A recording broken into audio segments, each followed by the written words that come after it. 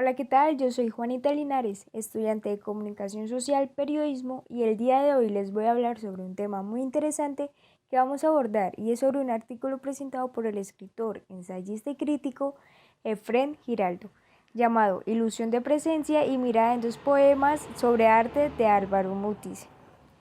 Para ponerlos en contexto, Álvaro Mutis Jaramillo fue un novelista y poeta colombiano que nació en Bogotá el 25 de agosto de 1923. Es considerado uno de los escritores latinoamericanos contemporáneos más importantes. Es destacado por la riqueza verbal de su producción y una característica combinación de lírica y narratividad. Su carrera ha sido galardonada con numerosos premios, entre ellos el Premio Internacional NUTS de Literatura en 2002. La poesía de Álvaro Mutis ha sido abordada desde diferentes perspectivas, en respuesta al reconocimiento de su centralidad en canon de la lírica colombiana.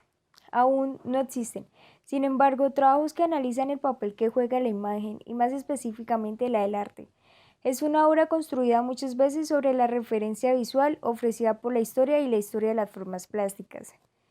El poeta revela con su obra y sobre todo con los poemas dedicados al género del retrato, uno de los más interesantes usos de la descripción literaria de obras de arte.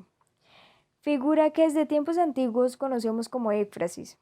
Como sabemos, la éfrasis es una figura que fue inicialmente entendida como la mímesis, pero más recientemente ha sido asociada con procesos de intertextualidad, extrapolación y apropiación, que han alejado ese recurso de una aspiración. En base a esto, podemos entender a la éfrasis como el espacio privilegiado para entender la manera en que se recodifica un símbolo visual.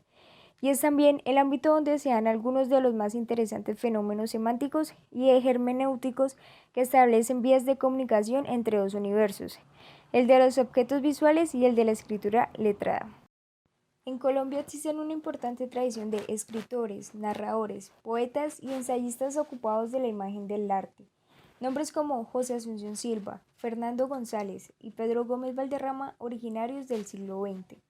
O personajes más recientes como Tomás González y Ramón Cote, conforman un grupo que ha abordado con fortuna en cada época y desde posturas estéticas diferentes el mundo de la plástica.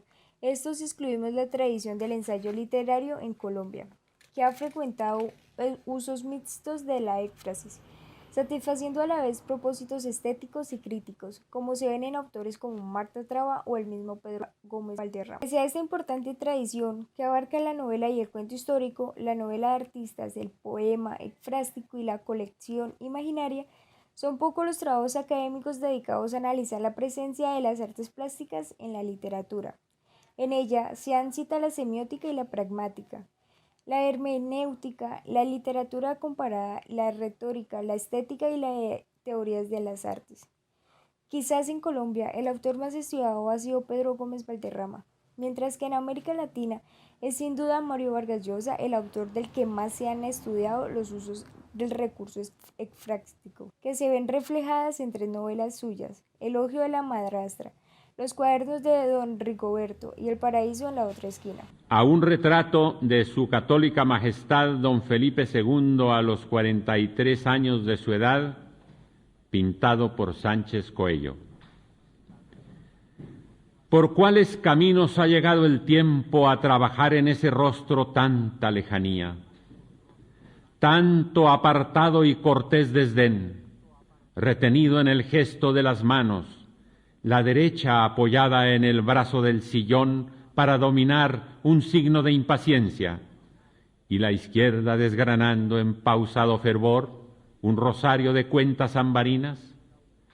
En el marfil cansado del augusto rostro, los ojos de un plumbeo azul apenas miran ya las cosas de este mundo. Posteriormente nos encontramos con el segundo poema, que dice así: Algo hay en los labios de esta joven señora, algo en el malicioso asombro de sus ojos, cuyo leve estrabismo nos propone el absorto estigma de los elegidos, algo en su resuelto porte entre andaluz y toscano, que me detiene a mitad del camino y sólo me concede ocasión de alabarla desde la reverente distancia de estas líneas. Esto recuerda que el primer poema expresa que los atributos espirituales del monarca quedan en el lienzo. Las conexiones de afecto pragmático buscan de algo mantener fijos al enunciador y al enunciatario con la realidad objetual que aparentemente inspira la descripción. Contacto, efecto de realidad, a la vez estrategia de persuasión, hace pensar en los límites de enargia, esa propiedad deseada para las mejores descripciones desde tiempos antiguos, identificada con los teóricos de la retórica e incorporada por los precursores de la descripción artística. La vividez, podemos decirlo desde ya, se consigue en los poemas de Mutis a base de superposición y uno tanto de fidelidad a los rasgos que pueden informar la percepción, en el yo lírico y no en un atributo de la imagen. Por eso, un acontecimiento en el orden de la vista es sólo la entrada de conclusión de todo psicólogo o histórico. De tal manera, se produce en el lector un fuerte efecto, derivado más bien de la recodificación del ser humano retratado que de la efigie puesta ante los ojos para su deleite estético. La presencia es entonces mental, no física. Un primer fenómeno digno de atención en los dos poemas de Mutis es el uso de los adjetivos, que acentúan la dimensión construida de los personajes. Su pertenencia a los dominios, más de la narración histórica o literaria que del mundo de la vida.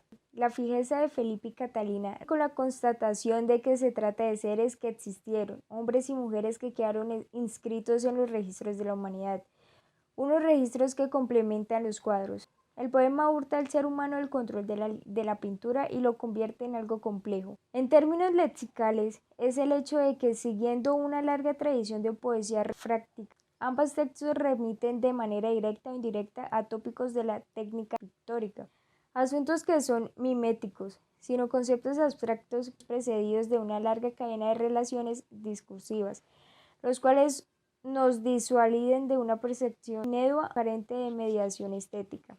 La éfrasis hace pensar que la imagen no es signo natural, sino comentario histórico, prueba de la pertenencia del objeto a una época y a un lugar. Al tratarse además de retratos, es decir, de personas fijas en claves historiográficas, es más que factible que los cuadros sean asociados a su previa traducción a palabras. Es decir, la que hacen historia y crítica. A la larga, como recuerda el historiador del arte Hans Bertin con contundente sencillez, estas imágenes representan cuerpos, pero significan personas.